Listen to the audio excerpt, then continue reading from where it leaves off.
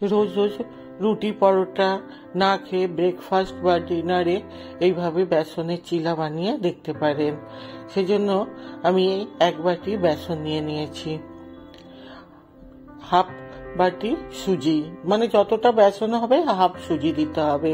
এবার কিছুটা পেঁয়াজ কুচি, ক্যাপসিকাম কুচি, টমেটো কুচি, কাঁচা লঙ্কা কুচি,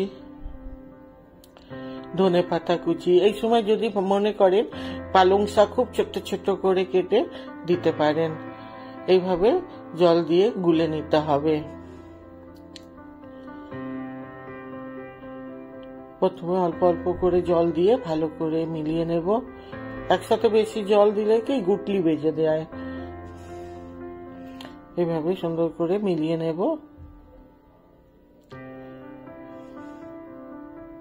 নিয়ে আবার একটু জল দেব।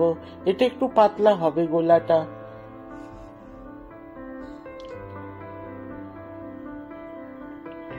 এবার আন্দাজ মতো নুন দিয়ে দেব।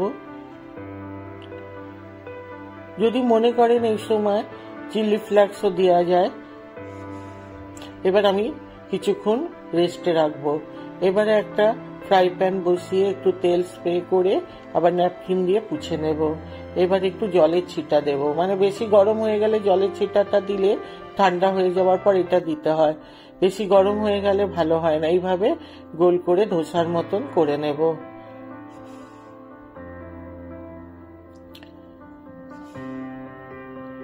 নিয়ে একদিক হতে দেব।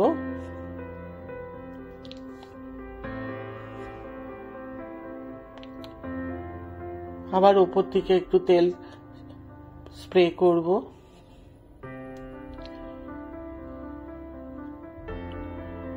দেখুন উপর দিকটা অনেকটা শুকিয়ে এসেছে। এবারে ধীরে ধীরে পাল্টাতে হবে। খুব নরম হয় তো, খুব হালকা হাতে এটা করতে হবে। এবারে অপর দিকটা পাল্টে আমি সেঁকে নেব।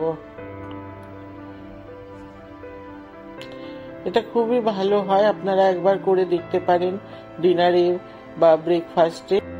এটা যে কোনো চাটনি বা টমেটো সসের সাথে পরিবেশন করতে পারেন।